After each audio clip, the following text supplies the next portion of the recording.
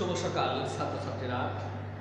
আমি রেভারেন্টগঞ্জ হাই স্কুলের কারিগরি শাখা থেকে বিশ্বনাথ ব্যানার্জি, যারা আমাদের দশম শ্রেণীর ইলেকট্রিক্যাল ও মেকানিক্যাল ট্রেডে অধ্যয়ন করছ, তাদেরকে আজ আত্মকর্মসংস্থান ক্লাসে শুভেচ্ছা জানাচ্ছি। আশা করছি যে তোমরা সকলেই ভালো আছো, সুস্থ আছো এবং ভালো থাকো, সেই কামনাই করি। পাশাপাশি আমি ক্লাসের শুরুতে পরম করুণাময় যিনি আমাদের সৃষ্টি করেছেন তাকে ধন্যবাদ জ্ঞাপন করতে চাই, যে বর্তমান বিশ্বের যে মহামারী চারিদিকে, তার মধ্য দিয়ে আমরা যতটুকু ভালো আছি, এই জন্য তাকে অশেষ ধন্যবাদ। আমি তোমাদেরকে বিগত ক্লাসে সপ্তম অধ্যায় পড়িয়েছিলাম। সপ্তম অধ্যায় ছিল আমাদের লেনদেন ও হিসাব রক্ষণ। সপ্তম অধ্যায় লেনদেন ও হিসাব রক্ষণ। এখানে আমরা নকদান বইয়ের যে সবগুলো তোমাদেরকে দেখিয়েছিলাম। এখন আমি আজ তোমাদেরকে একটি নকদান বই প্রস্তুত করে দেখাবো। এই যে আমাদের পাঠ্যপুস্তকে লিখে রেখেছি যে নকদান বই প্রস্তুতকরণ, অর্থাৎ কিভাবে এই নকদান বই প্রস্তুত করতে হবে, আমি তোমাদেরকে আজকে সেই বিষয়টি দেখিয়ে দিব। তোমরা অবশ্যই মনোযোগ সহকারে দেখবে এবং যদি কোথাও কোনো সমস্যা হয়, বুঝতে না পারো, তোমরা অবশ্যই ফোনে যোগাযোগ করবে।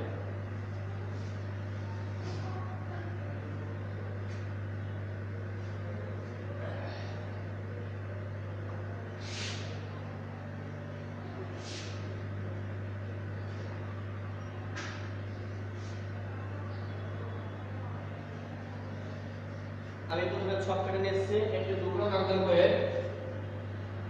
প্রথমে আমি তোমাদেরকে অঙ্কটি লিখে দেখাই, তোমরা খাতা অবশ্যই তুলে নিবে, তারপর আমি অঙ্কটি সলভে আসবো।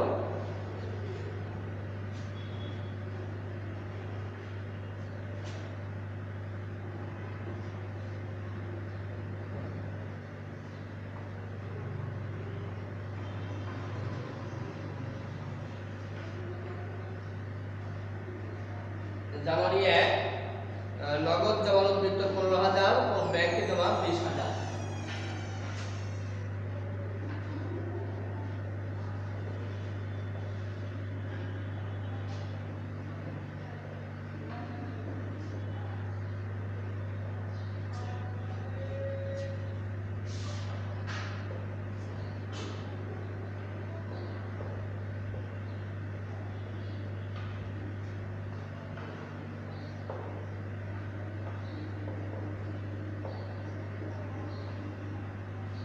জানুয়ারি 2 অফিসের জন্য ব্যাংক থেকে উত্তোলন করা হলো 500।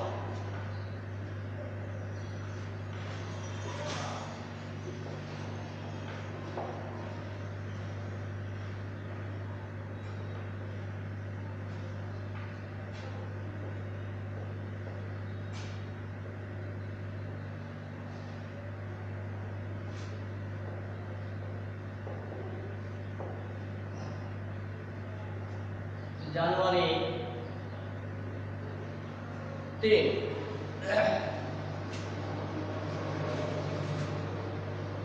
মজুরি নগদ 3,000 টাকা,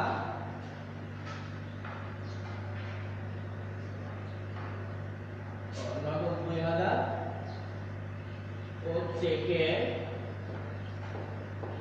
3,000 টাকা প্রদত্ত হলো। এবার আসবো আমরা জানুয়ারি 8। জানুয়ারি 8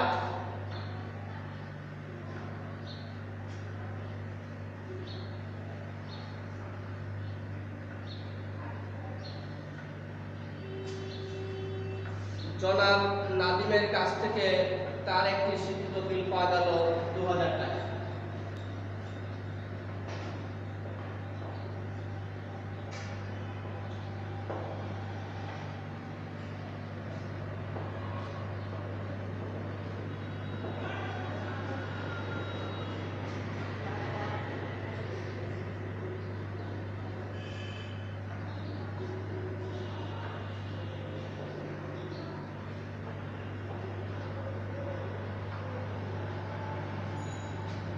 নাদিমের স্বীকৃত বিল পাওয়া গেল 2000 টাকা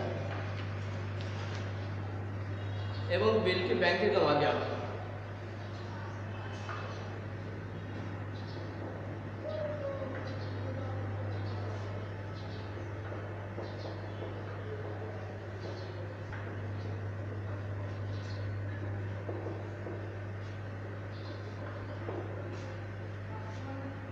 নাম্বার 15 ব্যাংকে জমা দেওয়া হলো 2000 টাকা।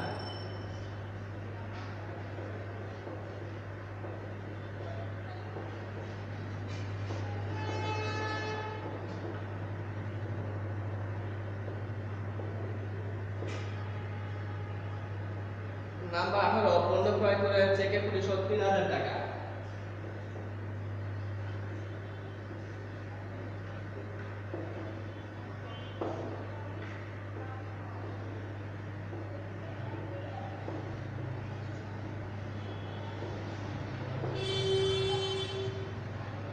নাম্বার 20 ব্যাংক থেকে ব্যক্তিগত খরচের জন্য 300 টাকা উত্তোলন।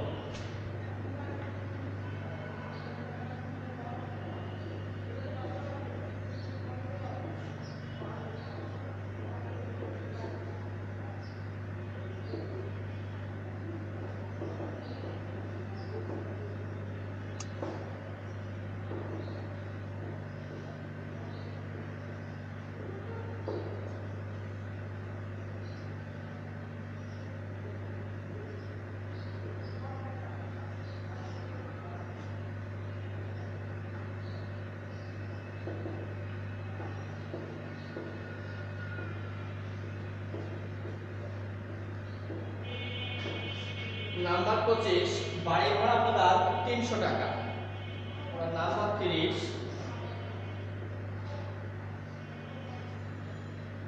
ব্যাংক কর্তৃক মঞ্জুরকৃত সুদ 100।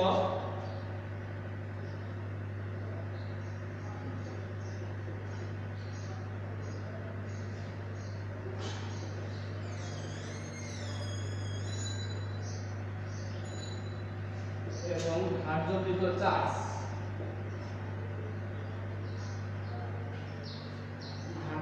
চার্জ 500 টাকা।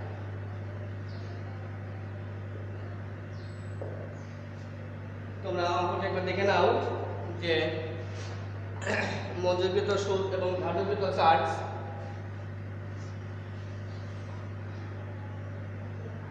এখানে অবশ্যই একটা দিক তোমরা খেয়াল রাখবে।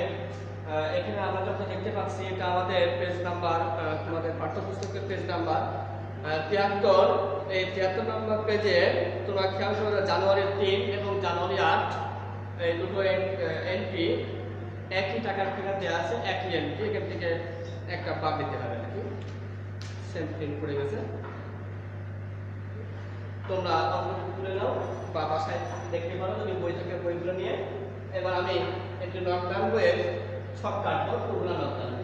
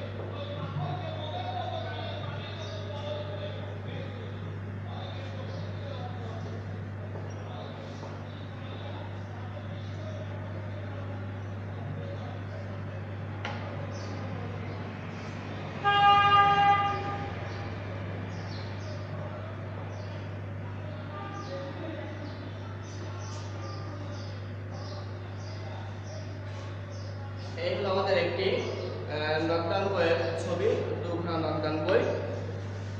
যেটা আমরা লিখলাম এটা ছিল মেসার্স রামায়ণ কোন।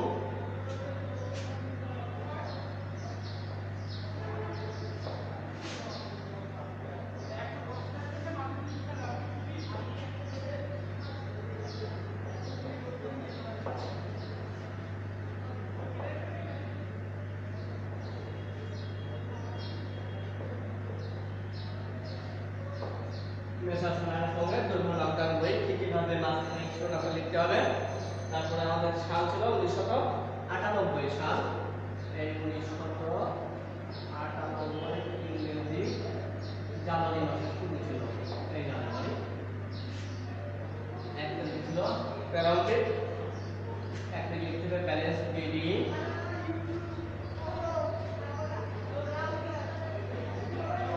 নগদ টাকাটা নগদে করে, ব্যাংক টাকাটা ব্যাংকে করে।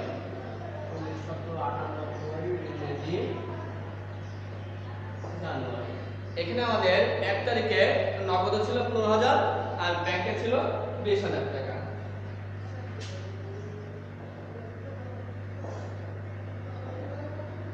নগদ নগদে করে ব্যাংকেরটা আমরা ব্যাংকে করে বসে দিলাম। তারপরে একের পরে 2 তারিখে ছিল অফিসের জন্য ব্যাংক থেকে উত্তোলন করা হলো। যদি অফিস করতে ব্যাংক থেকে উত্তোলন করা হয় তাহলে এটা কন্টাইন চেক অর্থাৎ বিপরীত দাখিলা। তাহলে নগদ হিসাব ডেবিট, ব্যাংক হিসাব ক্রেডিট। জানুয়ারি 2 ব্যাংক হিসাব ক্রেডিট, ব্যাংক হিসাবটাকে আমরা এই ডেবিট পাশে লিখব। ব্যাংক হিসাব এই করে কন্টাক্ট দিয়ে দিব আর এখানে নগদ হিসাব এই করে কন্টাক্ট হবে সি। টাকার পরিমাণ ছিল 500 টাকা।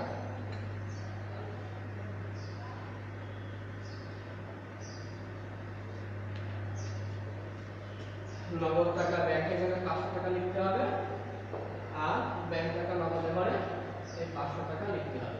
এই হলো কন্ট্যাক্ট, অর্থাৎ বিপরীত দাখিলা যাদের করা করে একে বিপরীত ভাবে পোস্টিং দিতে হবে। এই হলো আমাদের বিপরীত দাখিলার কাজ।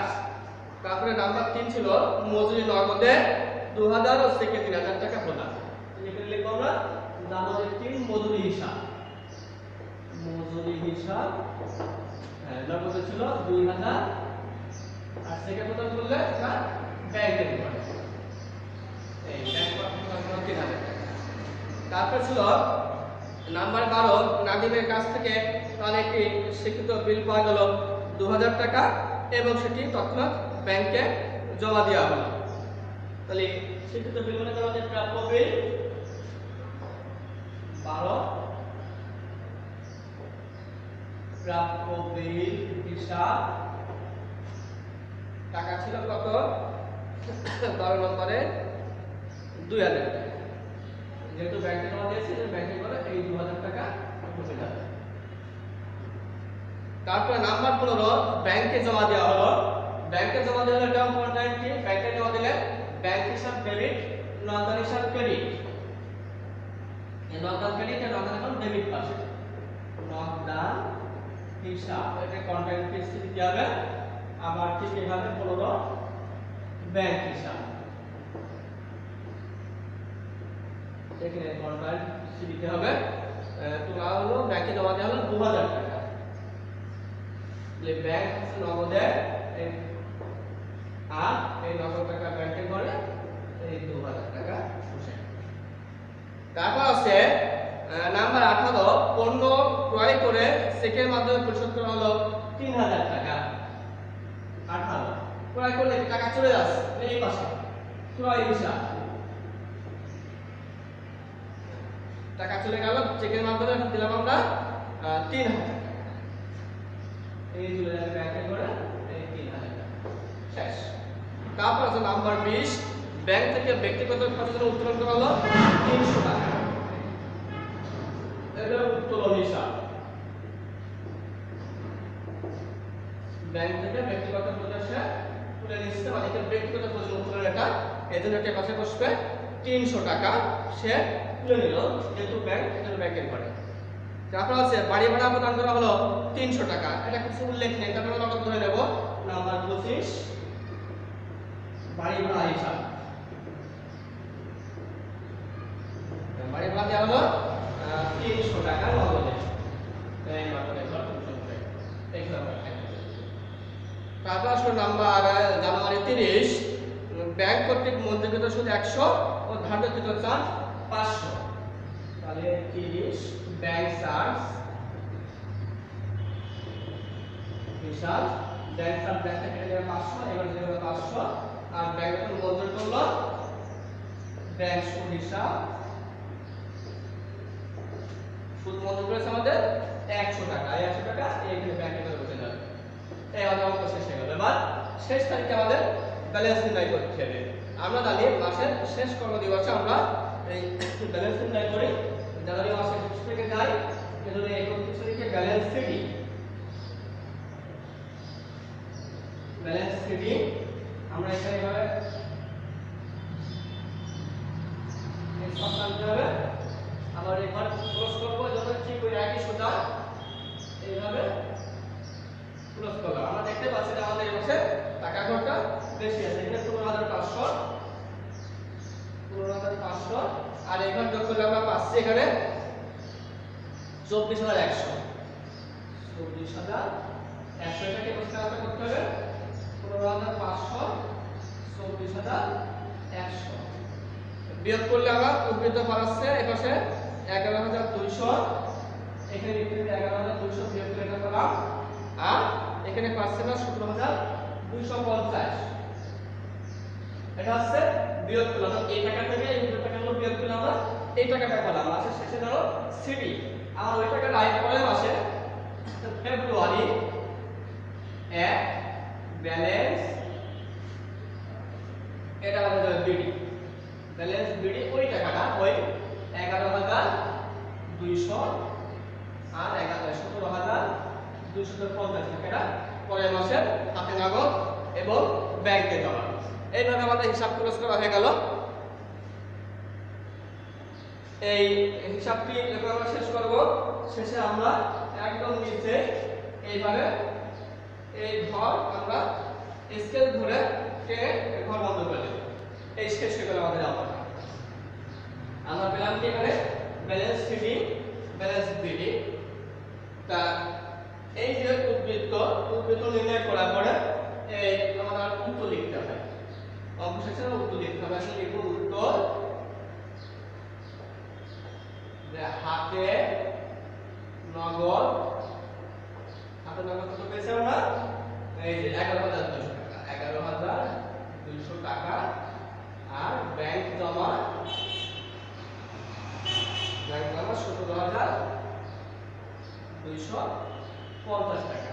এই অঙ্ক শেষে একদম নিচে আমাদেরকে উত্তর লিখতে হবে। এই অঙ্ক অবশ্যই কিন্তু উত্তর লিখতে হয়, তোমরা বিষয়টি খেয়াল করবা। এইগুলো মোটামুটি আমাদের লকডাউন বই, তোমাদের যেটা দেখাচ্ছি আমি, এটা 2 ঘন্টা লকডাউন বই, যে থেকে টাকা এখন 2টা লকডাউন টাকা এবং ব্যাংক টাকা। এই দেখে আমরা সবাই বুঝতে পারলাম যে এটি একটি 2 ঘন্টা লকডাউন বইয়ের শর্ট।